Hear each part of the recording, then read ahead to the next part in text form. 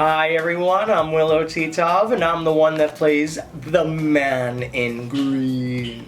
Hello, my name is Reese Maynard. I am a Zaandarbrow fan, also a crew member in more recent years. I play the robber in Quest for Rent, the reboot. I think it's a reboot. I don't know if this is... It is a reboot, yeah. It's a reboot, okay, gotcha. I never really grew up with Quest for Rent. Yeah. I am Emily Dye, and I play the landlord. Shut the fuck up. I'm Ryan.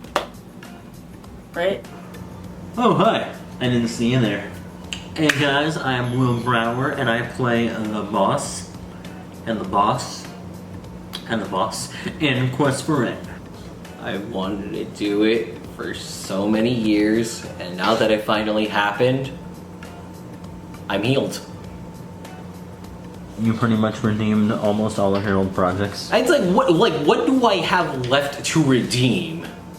Mario vs. Ash. No, that was great. No, that's not redemption. That is going to be just like putting the bow on it, as opposed to like it needs to be redeemed. Yep.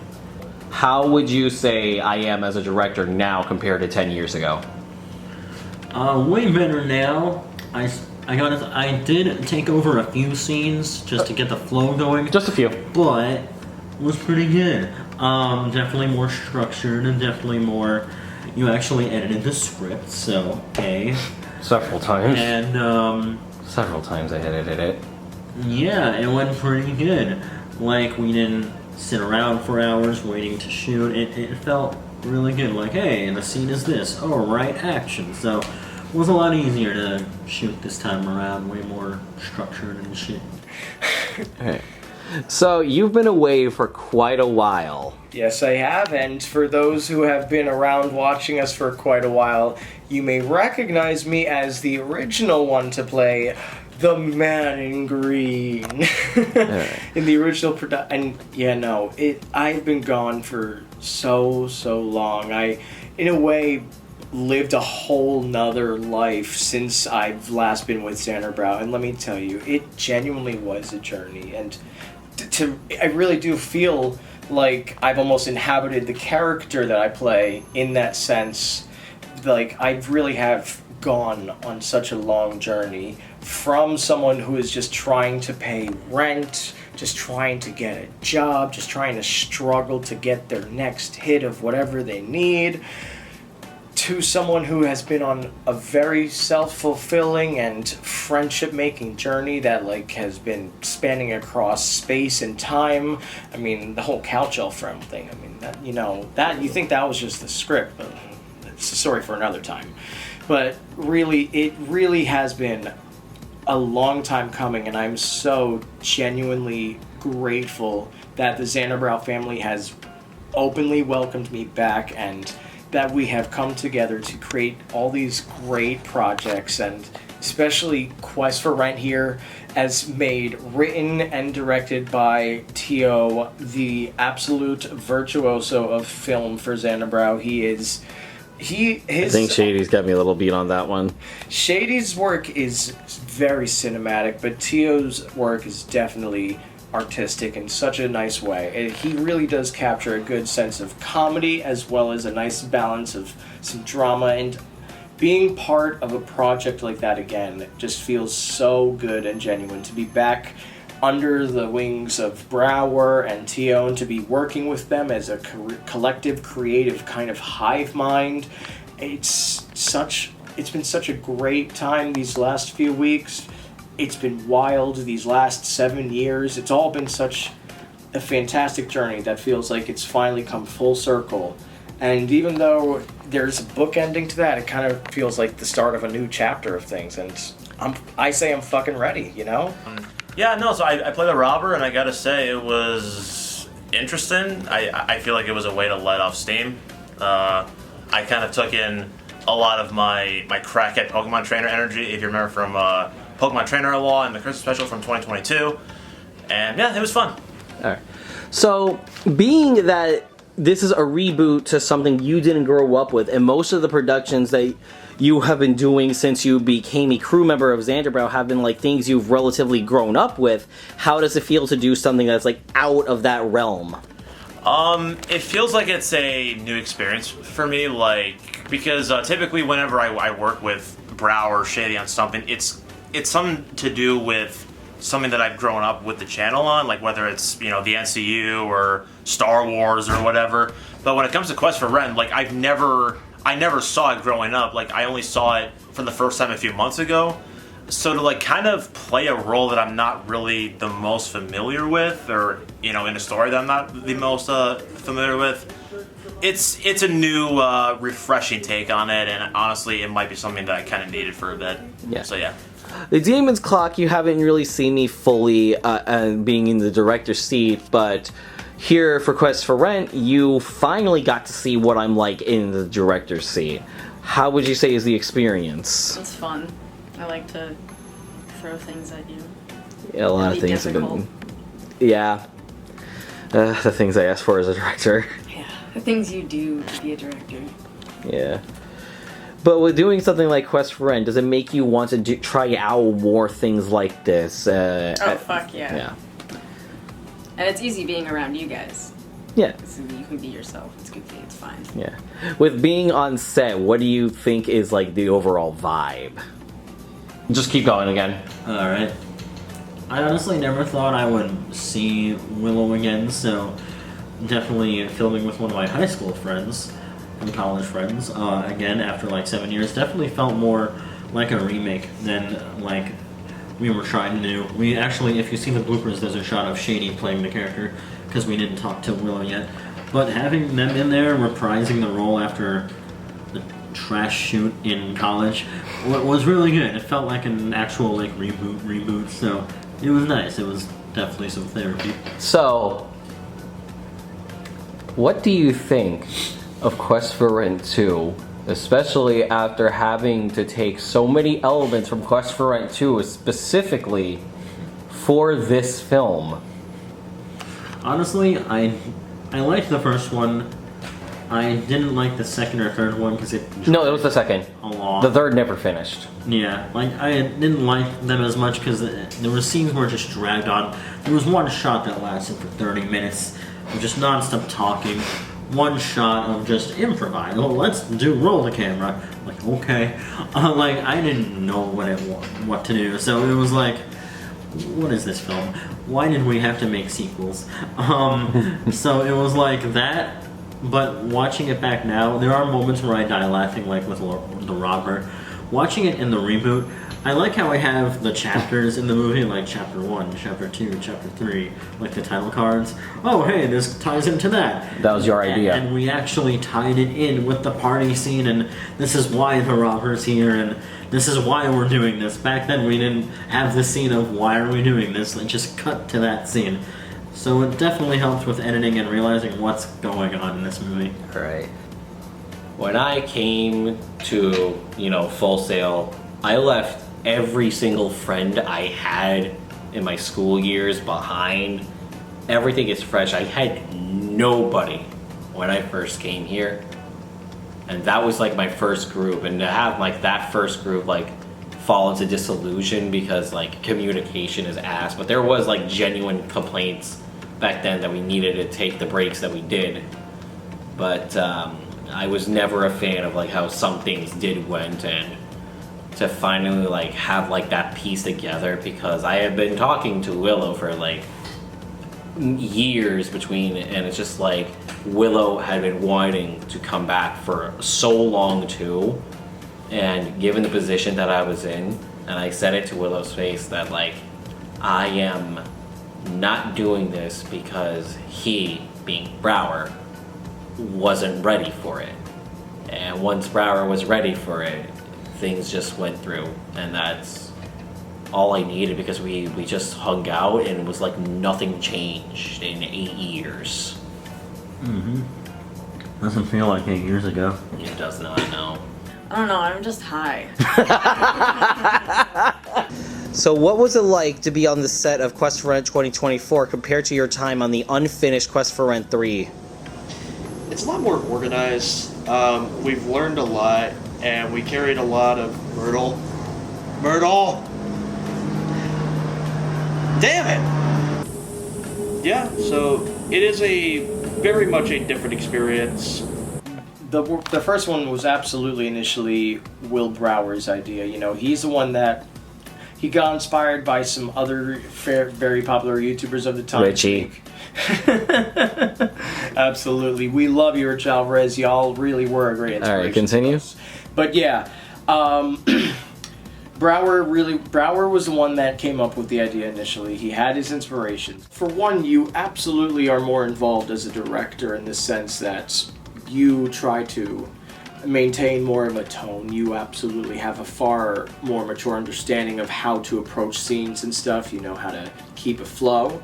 While in the past, things definitely were more of an very indie-esque, like, let's just hit record and we're just gonna go.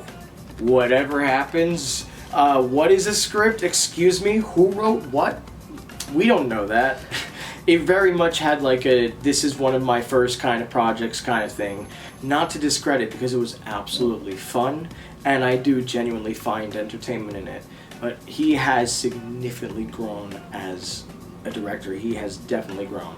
He's now understands how to capture tone, how to frame things right, how to get the perspective of things right. And he's definitely grown as both a writer and a director in that area. Alright. Favorite scene to film? Favorite scene to film? My son. Oh no, the Gothic Conspiracy Theorist is up there. I think it might be the Robert. I think it might actually just be with Ryan, his couch elf. Because it's like, I can tell like they were like in the zone of like, oh shit, we're filming, and then Willow's like, we're filming, okay, I gotta take charge, I gotta make sure I'm doing good, I am also gone.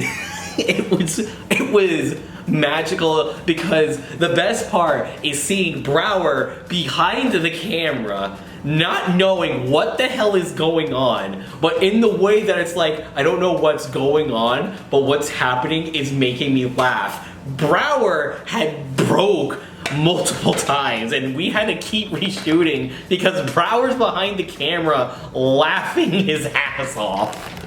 It's true. And the bloopers show, I was just losing it at the most, like, random shit.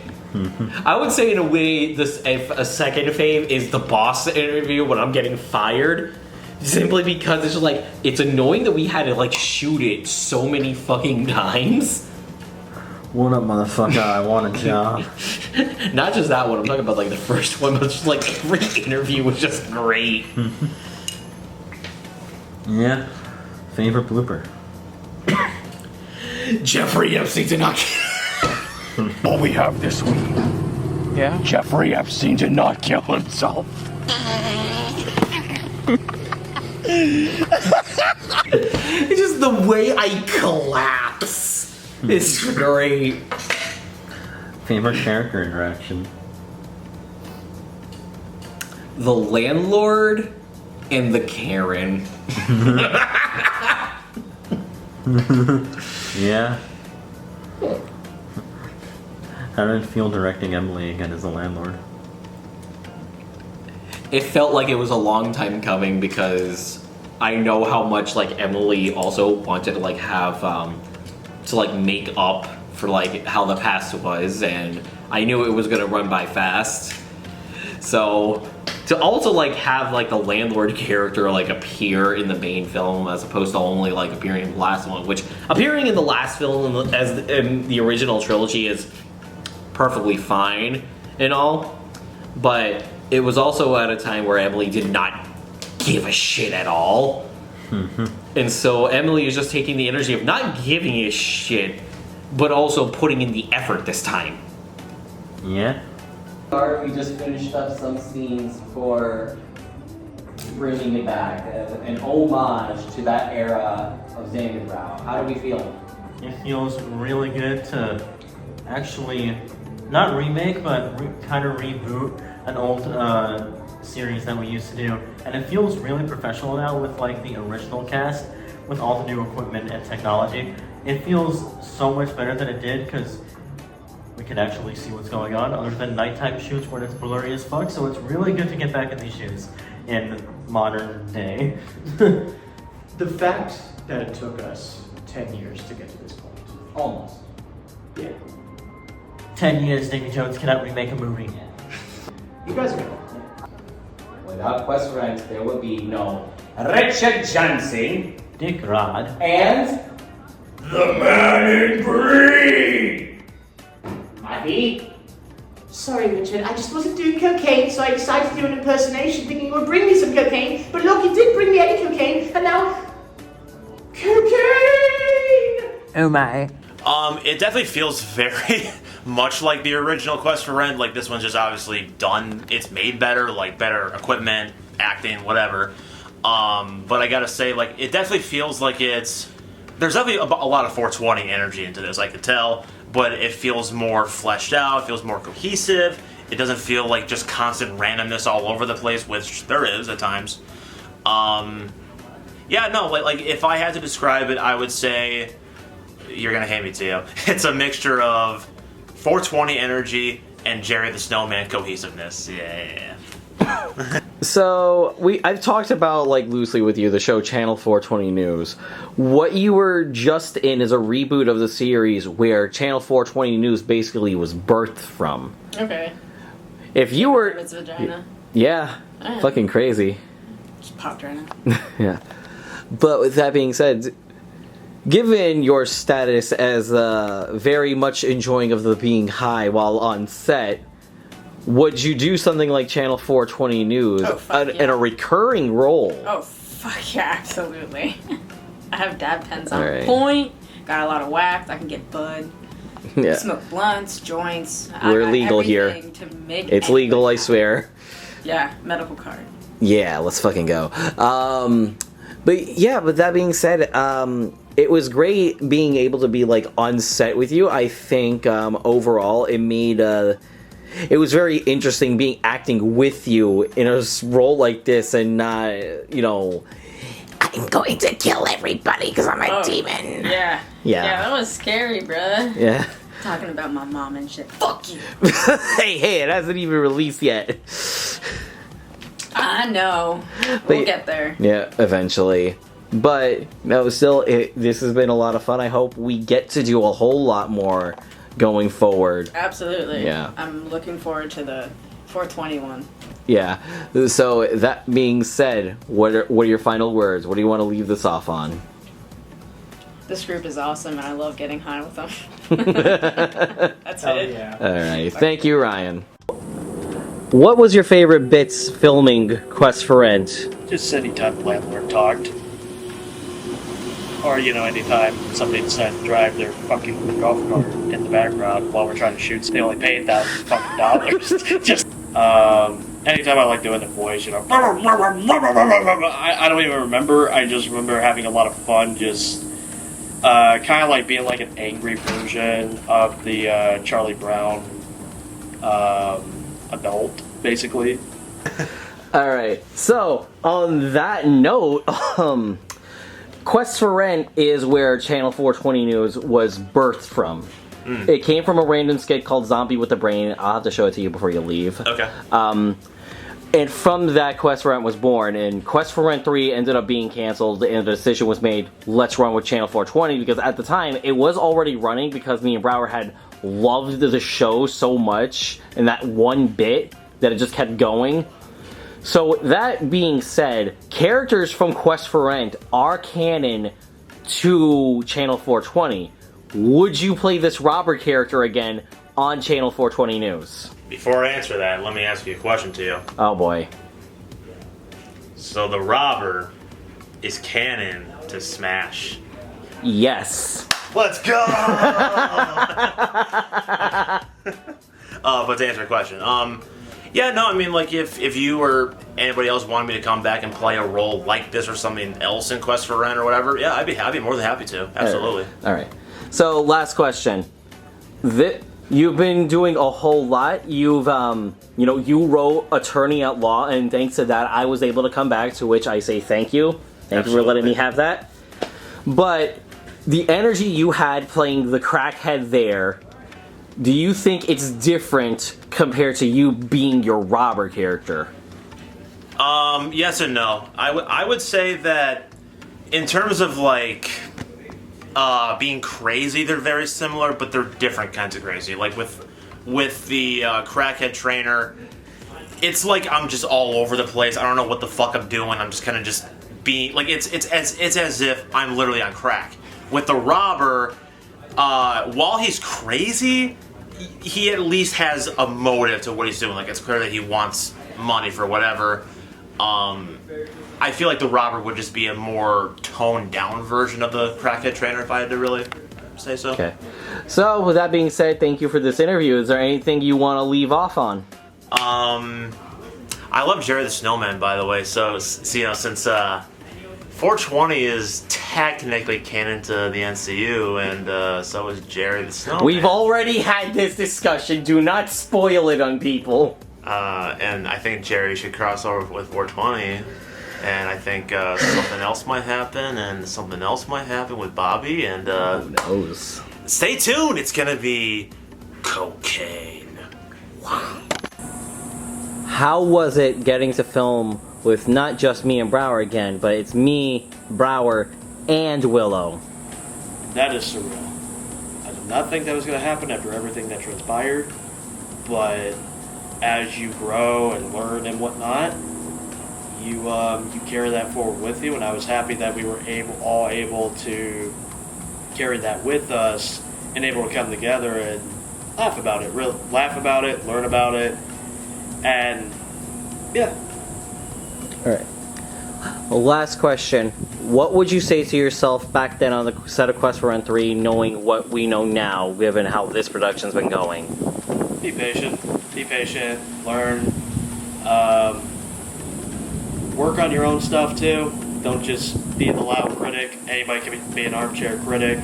It takes a lot to do your own thing and follow through on it. Don't get frustrated when you don't get your result immediately. It's a gradual process. It takes time, and you're going to come across a lot of obstacles, and there's no going around that. So the only thing you can do is just embrace them. All right. Thank you very much. Anything you want to say regarding everything about this? I hope you guys enjoy this as much as we've enjoyed it. Alright, and this was Emily Die. So, even before my hiatus from the channel, I had said I wanted to remake it. Were you ever hesitant on actually redoing Quest for Rent? At first I was, because we didn't have any of the original cast back yet.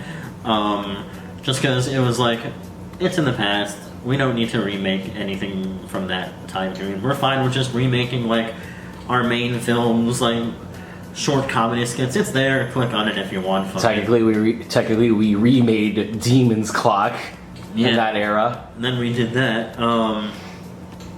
So after I met the old cast again, I was like, okay, let me write a script, see how this goes. And I wrote it with You wrote it with one Shady thing. at first. Yeah, then, Shady was initially intended to. We did speak of that previously. Shady was going to be Willow, and then we were like, let's talk to Willow.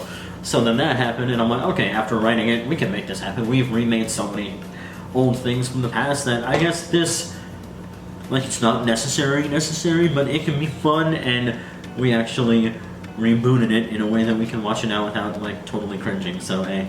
Yeah. What was your favorite scene of film on Quest for Rent, the reboot? Favorite scene of film on Quest for Rent, the reboot? I would say the party scene. That was still the funnest thing I've ever shot from Tio's projects, because it was at Shady's house, then we transitioned it over to my apartment, and it was like, it kind of works. It makes it look like it's kind of in the same house, a huge party going on. We even got the original couch elf, Patrick, to come out of the couch in the party without even being the character again, so that was a nice little cameo. And like, party scenes are my favorite because you can get anyone in it for a cameo. Just have them drink and shit, have the camera move because they're drunk. It was fun to mash together with Willow's amazing music. Yeah. Alright, and did you enjoy the fact that we just skipped over the war? Lore, like, I have to tell you, I survived the Karen attack. There was a war that I don't care. I thought that was great. Like, if that, like, ever gets, like, I think that's one thing that if we do more of it, I want that joke to keep going. It's just like, oh my god, we don't care. Like, shut up, boomer. We don't care about the war, it's never shown.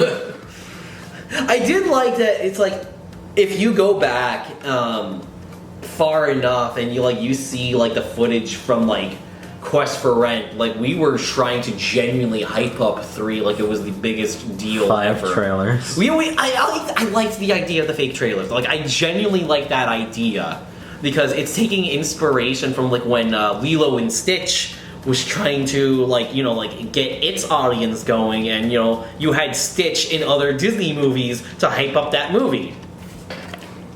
In terms of the skits we have done in the last year, where do you rank Quest for Rent among them?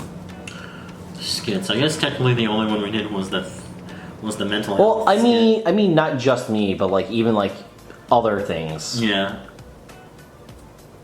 I swear we've done more than that. Between the mental health skit and the Mario therapy skits. Oh yeah, technically those count. I would rank it, I would say, a little bit under the Zaandarbrow movie.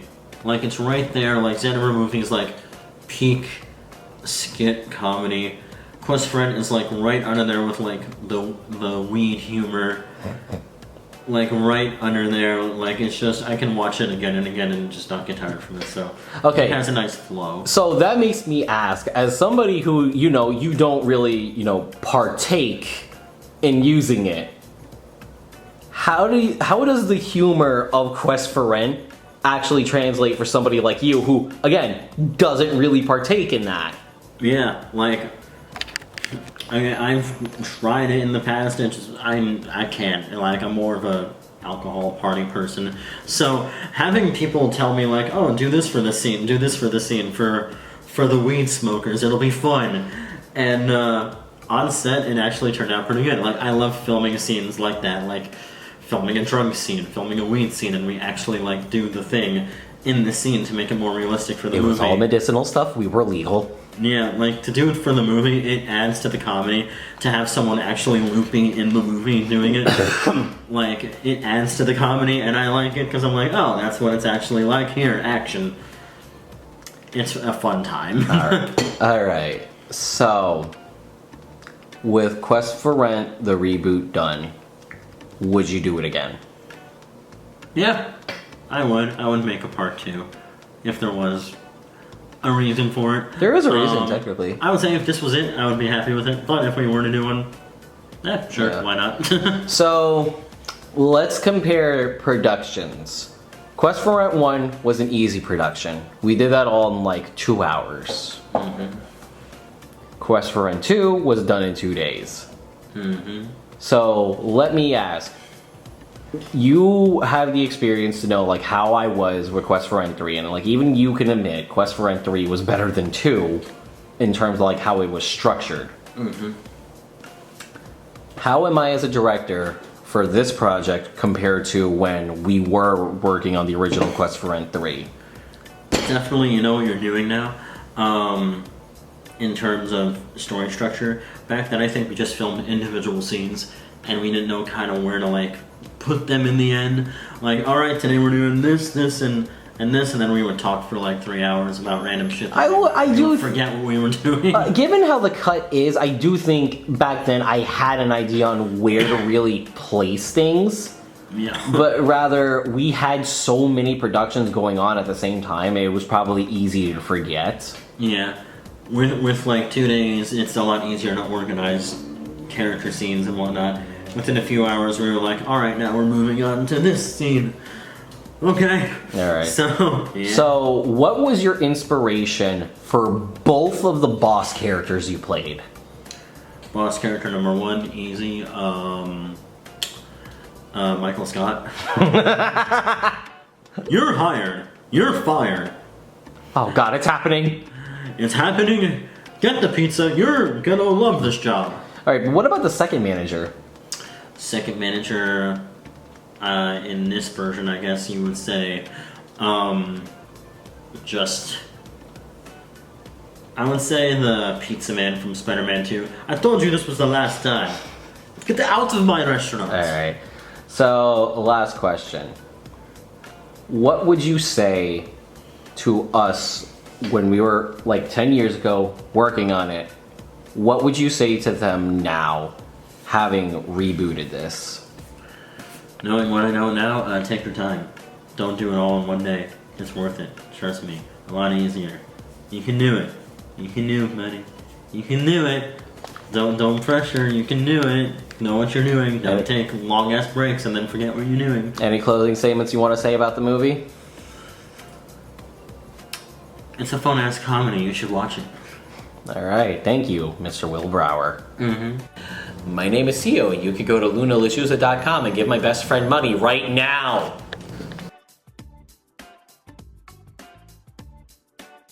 Alright. So, hello, Mr. Man in Green. Oh Hello, my dude. god. Yeah. Well, you just wrapped up Quest for Rent after all these years in production. How does it feel? Shit, what the fuck did we do at that party? The party was only. Wait, did you have an actual party? Dude, you don't know how to know. The fucking couch shelf man. Couch Dude, shelf? the couch shelf man. Like, you think that shit was just a part of the script? Wait till I blow your fucking minds, alright? So there's this fucking guy that I fucking delivered some pizza to, right? And let me tell you, he said that some Jesse Eisenberg fuckhead did 9/11 or something, and What? honestly, it absolutely blew my mind. And then, I think we gotta cut this before the studio gets us. I think we gotta cut. Okay, so, Mr. Robertson, do you actually have a name? No. Well, you have been working on this project alongside the crazy people known as Willow, Mr. Brower, and Tio for 10 years on this project. How does it feel to see that it is finally done? It feels like something was missing in my life for a long time, and I finally just got it. I finally got what I wanted. To get some fucking money! Oh my. So with this being said, how much money did you end up actually stealing in that scene? $80 fucking. Only 80? I know. I wish it was $1 million, but I'm not looking, Paul. We can always dream. Yeah. Alright. But, do you have any dreams, aspirations? Is there any other film role you would want to take on, now that you got your taste at this fame? You see, I want to become a movie star. I want to make money. I want to make even more money. I want to make money off Metallica. I want to fuck bitches. I want to do everything. I want to make Waluigi the real winner of the death battle. You fucking... I can't say shit on this thing. And do some other random crazy shit. Yo, like, I think I'm on speed right now, bro. Like, hold on a second. I gotta go take a break. Oh my. Mr. Brower, do we need assistance here? Okay. Fuck you, bitch! Alright. I'm sorry about that. I had to let out some steam. So while on this project, you did get to work with the esteemed creator of Smash Brotherhood, Unknown Plumber, and the NCU. How did it feel working alongside that man right there? It felt like I lost my virginity without losing my virginity. Yeah. So for the last question, is there anything you want to say or do to that man right there to close us off? Just don't make it gay. Trust me, buddy, I don't know what the hell that word means. Okay, so Mr. Creator, it was nice working with you. You know, you're really chill and all, but I gotta say, you've done some questionable things over the years. Like, why the fuck would you make this weird fat plumber loose to this military guy who can easily, die from this fat plumber? Like, what the fuck is wrong with you? Well, that was a shocking twist at the end. You motherfucker! Pop, pop, pop, pop, pop, pop! Rocky Balboa, motherfucker! Oh God, what am I doing here? You're doing the interview for the movie you've been in production for the last 10 years on. You're gonna have to be specific. The one about the two idiots failing to pay their rent. You're gonna have to be specific. You were a landlord. You're gonna have to. Sir, how many movies have you been in? Well, I know I've been a landlord for quite a long time, and as far as movies go, I don't know, college students come in and out. One wore a green shirt and the other was an idiot. Oh, yes. The only intelligent one in the entire thousands of faces I've seen every day. Well, what was it like being on set with them? I had no idea I was on set, to be honest. I mean, they have cameras, but you know how kids are nowadays. They're recording everything. They record when they get pulled over. They record when they're eating foods. And, you know, I never fucking know whether I'm just going to be on TikTok, Instagram, or YouTube. I don't fucking know anymore. Because there's fucking cameras everywhere. Don't need to worry about fucking 1984 because kids are just recording themselves every fucking day anyway. So, you know, all the spying services just... They don't even have to really do their fucking jobs now, do they? Just look on YouTube. How much alcohol was consumed on set on the regular? By you. Yes. What was it like working with the famous Will Brower, creator of productions such as Smash Brotherhood and the NCU? Who the fuck is that? I have no idea who this is. I have no idea what these names are nowadays, but I don't know, Logan Paul, Dane Cholson. I have no fucking idea who these people are. I guess they're celebrities of some sort, I don't fucking know, I don't keep up with that shit. Just pay your fucking rent on time. That's all I want you to do. What's a production you would want to do one day? Well, I never have to leave my yacht. Well, what do you have to say to any aspiring filmmaker who might be watching this? Get a real fucking job. It is good to be with you, sir. Fuck you. So, Ryan, aka Couch Elf, welcome to the interview. Welcome. Hi. So, you just finished wrapping up a very, very long production of this. How does it feel to know it's finally over? You know, I'll miss everyone on set. They're like family now, but thank fucking God, man. So much weed. Don't get me wrong, I love it. That was so much weed. How much weed was smoked on a daily basis on sets? I want to say we would go through a pound a month. And that's just weed. That's not wax, the wax pens, edibles, like... Are you trying to tell me everybody on set was just... No, I didn't say shit. I didn't. Well, is there anything you would like to say to all of your co-workers, basically, your family? What do you want to say to them as you get to see this whole movie on the red carpet? I love you motherfuckers, and I can't wait to see our red ass high motherfucking balls on screen. Thank you, Couch Elf.